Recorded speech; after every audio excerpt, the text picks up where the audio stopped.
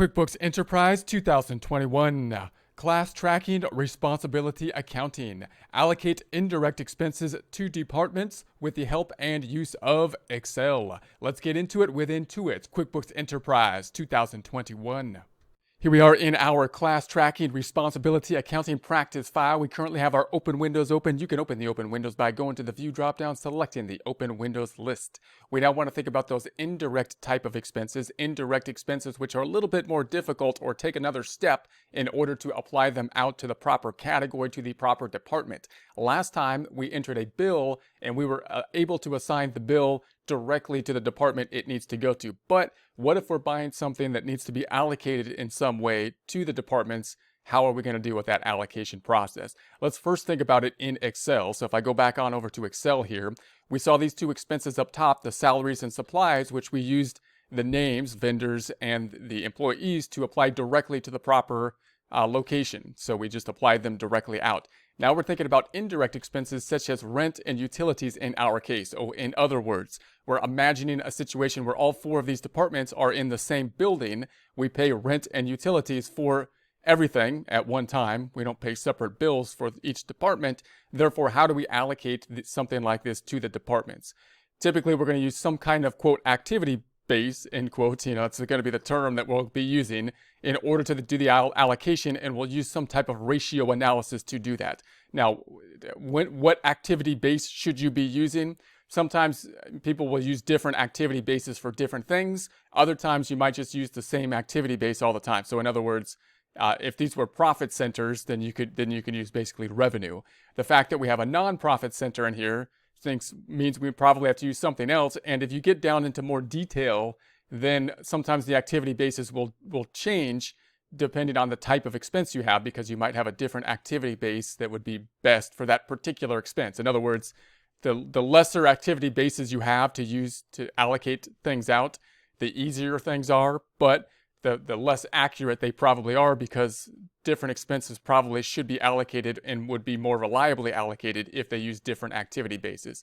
But for this one, for example, an activity base that would look relevant is the floor space. We could say, okay, well, we're talking about rent and we're talking about utilities. How about we just take the square feet of the total units we're paying for, the total thing, and then break out each unit as compared to the total, so we can get a percentage. All the percentages adding up to 100, we can then break out our expense by percent.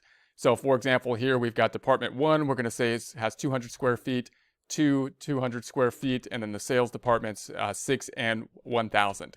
If that's the case, we do our simple division problem. We're just going to say, okay, this is 200 divided by the total square feet, which is the 2,000. That gives us 10%. So we're going to say we're going to allocate 10% then of the utilities and the rent to Service Department 1. Service Department 2, 200 divided by the 2,000, also 10%. Sales Department number 1, 600 divided by the 2,000, or 30%. And finally, the last one, 1,000 divided by 2,000, that's going to give us 50%.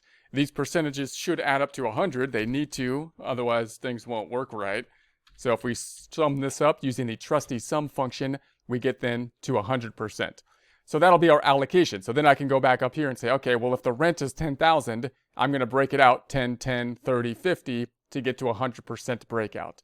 So let's do that here. I'm just going to say this is going to be equal to the 10,000 times, we have Service Department 1, the 10%. This is going to be equal to, once again, that 10,000 times the second 10%. This is going to be equal to the 10,000 times the third, or now the 30%, third number, 30%. And this will be equal to the 10,000 times the 50%. And so there we have that. Now the utilities, we'll do the same thing for the utilities. Just note that it could be possible that you might say, well, maybe there's like a better unit of measure we could use for the utilities, right? I mean, if the major utilities is equipment or something like that, and all the equipment is being used in one of the departments, then it would make more sense to allocate more of the utilities to that department. It might not be even, so this might not be the best activity base all the time, but you could see it be a relevant one. The same could be true with rent. If, for example, one of the places that we're paying rent for happens to be a storefront that's got a really nice location that's next to the mall or something like that, it's probably the case that more of the rent allocation should be allocated to that unit than the one that's on the back that doesn't have any windows in it, or like in the middle of the building or something like that. But in general, you can see how this allocation method would work, be a good activity base. We're going to use the same one here for utilities. We're going to say this is going to be equal to the 1,000 times the 10%. This is going to be then equal to the 1,000 times the second 10%. This is going to be equal to the 1,000 times the 30%. And this is going to be equal to the 1,000 times the 50%.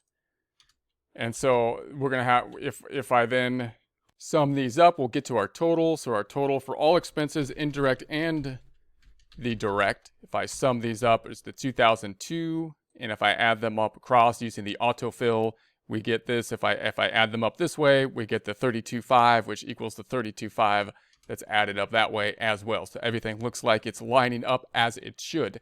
Now, when we think about entering this now into the QuickBooks system, we could think about it a couple different ways. We could say, well, when I pay the rent then, as I enter the rent, whether it be a bill or a check, if I was just to go into the rent here, then I could assign different classes here to assign out one rent bill that we're entering that would then be assigned to multiple different line items that would all be going to the same expense account, rent most likely, unless we want a different account per section. But then it would be going to a different class so that we can represent the 4 classes. Now, that could be a little bit more complex, however, in the data entry process. We might also have a system, you might say, hey, look, just enter the rent to either a particular department or do not classify the rent, possibly. And then we're going to go back in there later and allocate it out. Possibly then you go into all the items that have not been allocated out after you figure your allocation base and maybe do a journal entry to allocate them out. So we'll take a look at some methods that we can use to allocate these now in QuickBooks next time.